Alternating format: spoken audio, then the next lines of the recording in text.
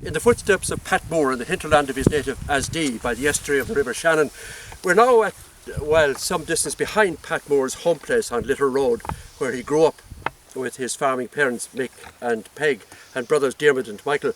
This is where he returned when he was diagnosed with cancer 2 years ago. He described what he saw from Little Road growing up. Sunsets over Loop Head in summer spilled colour and offered trails across the water. The moon could do the same and could turn our road into a ribbon of moonlight, stretching as far as the eye could see. The foxes are playing in the meadow in front of the house. Rosy-fingered dawn is peeking over Tarbert and Atay as we draw milk from the cow's stall to the cooler by the stand. Friend who grew up with Pat, we're in the ferry fort at the back, but we'll hear more about that as we talk on. Donny O'Keefe, at Pat's funeral mass, his brother Shane recalled a story about Pat coming home from Rome as a priest and being sent out to save the hay and chatting with cyclists.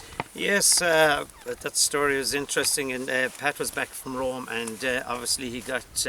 I don't know how they managed to get him into the Meta to do some work, because it wouldn't definitely be one of his strong points. Oh, was it not? And they were saving the hay anyway, and these cyclists were passing by, and they were bemused and they were looked lost and everything. So no better man than Pat to head over to help them out. And I'd say by the time he got back from them, the hay was well saved. Good cover.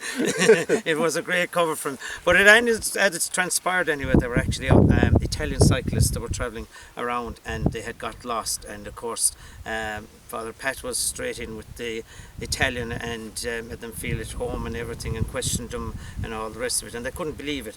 So he put them on their way anyway for where they wanted to go, and when they were leaving they turned back to him and said, "Do you know, where are we?"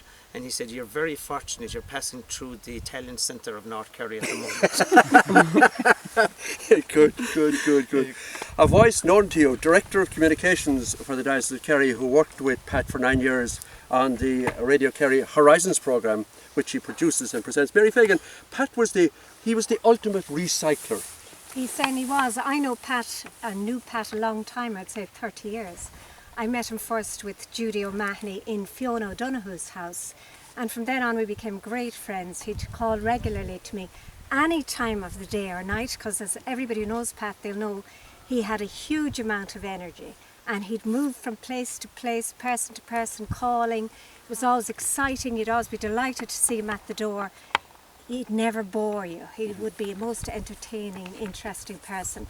And definitely he was the great recycler. When he'd arrive at my door, he could have anything. He could have a book he wanted me to read that somebody else had given to him. He could have a cake. He could have a piece of bog oak, anything. And he was extremely generous. And as a result, I think lots of people were generous with Pat, because you'd feel like giving him stuff, knowing that he would never keep it actually. Very little would he ever keep. He'd be passing it on to the next house. So absolutely the best recycler I could ever think of. Fantastic. From Ballybunion, Asdee neighbour, Boggadiers and body and soul stage collaborator with Paddy McElligott. Pat was responsible for your meeting your wife. He was. He has an awful lot to answer for if he was still around now. We'd have to have a more serious conversation. But as it was a 20 years, Donny knows, we did the course at the same time, but it was Pat Moore anyway, gave Mary Donny's number and my number to ring to know we do such and such a course. And we ended up doing that youth work leadership course. And it was the longest course you ever took? I don't know, it must have been the way the sun caught my eye or whatever it was, I don't know, but so Scott, I got thrown astray anyway, and sure, I'm astray since, but anyway, yeah, there's no excuse in it anyway. A member of the mid-2000s highly acclaimed Body and Soul gang, Paddy McElligott recites their dramatised version of Brendan Kennelly's poem Maloney at the Wake. Oh, that was a gay night, Maloney said. I went away and hopped into bed with the corpse. Not a very nice thing to do, I suppose. Cold as ice, her belly and thighs, and 2 brown pinnies covered her eyes. They tied up her foxy hair and crossed her hands as though in prayer.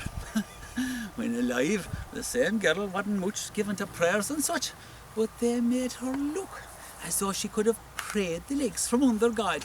Well, anyway, I got into bed there and then beside the dead woman. A disastrous thing to do because the whole house thought I was mad. I drew a long breath, looked at her and broke into song. With her icy belly against my knee, I sang, "Old gal, find out to answer me." Christ, man, talk of a scatter. The whole place panicked. "'Tis a terrible disgrace," they said, "when a drunken sotton like of you can stagger in here through the open door and without an attempt at a prayer, make a wild bucklep in there beside herself, and she's stretched." "Never mind," I said. "What do you or I know of the dead?" Of course, I grant politeness must be shown at all times, so I get up now and lay her alone.